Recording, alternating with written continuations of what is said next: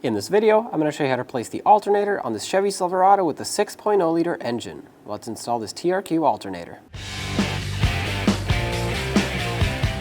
Let's disconnect the battery, and I'm just going to disconnect the negative terminal on this one.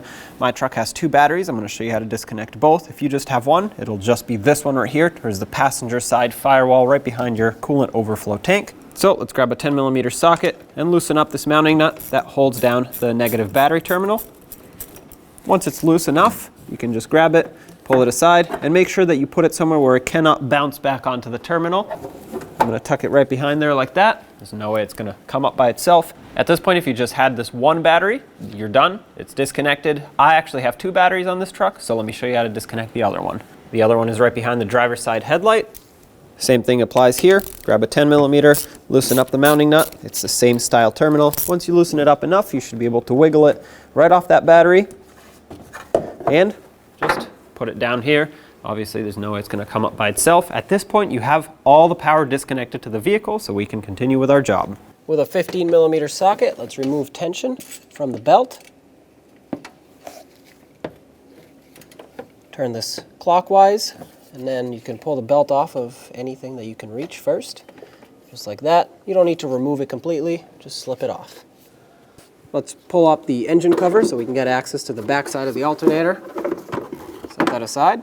At the top of the alternator, you'll have this 2-wire connector. Unplug it by pressing the tab, set it aside, and then pull this boot off. This is going to expose the main connector. Use a 10mm wrench or socket and loosen up this mounting nut.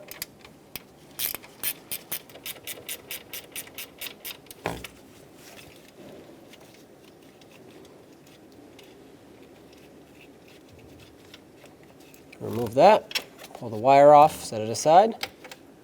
With a 15mm socket, break free the two mounting bolts that hold the alternator onto the engine.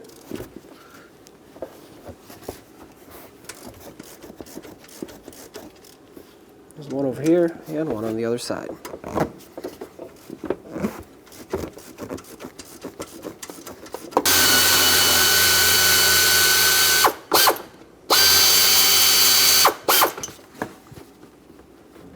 There's one.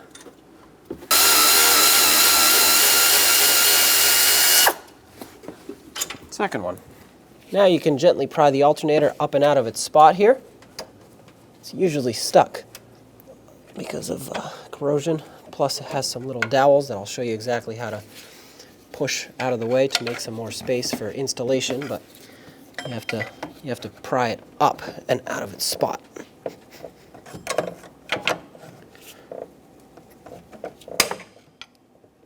That was this dowel pushing in, breaking free. So this one was quite stuck.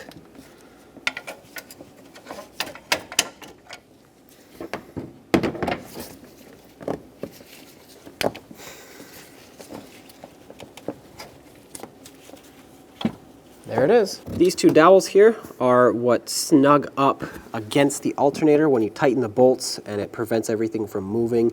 We have to push them further out so that the new alternator can just slip right in. I'm going to put a little bit of rust penetrant on these since they are quite rusty. And I'm going to use a rubber mallet and gently push them back out. This one I know already moved, but I'm still going to push it out a little bit. There we go. That got it to move. Perfect, so now we have more space for the new alternator to slide right in. Take the new alternator, install it into this bracket. As you can see, now because we moved those dowels, it slides right in. I do actually have to lift it up a little bit to get the bolt through, so let's do that. I put a little bit of anti-seize on the shank of these bolts so that they don't seize in here in the bushing. Slide them in, thread them on by hand. This is threading on smoothly, so that's good. And I'm going to put the other bolt in. Lift up the alternator as needed to get everything to line up. Perfect. Let's get these snugged up, and then of course we'll torque them. Okay, at the end it pulled the bushing in. There we go. That's snug. Let's torque them. Let's torque these to 35 foot-pounds.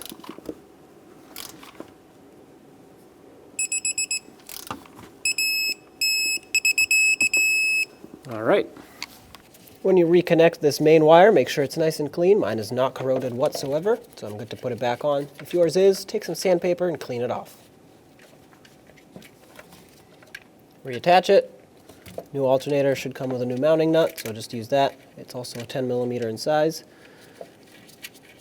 Snug it up. When you tighten it, make sure the wire or the cable doesn't twist, and just give it about 1/8 of a turn after it bottoms out. You don't want to spin this stud internally in the alternator and break it. Now, if you think you need to hold it, you can have a wrench holding it right here, but it should not be the case, so you should not have to tighten it that much. Let's put this boot back over to protect it from debris and corrosion, just like so, and then take this wire that went over here and reconnect that.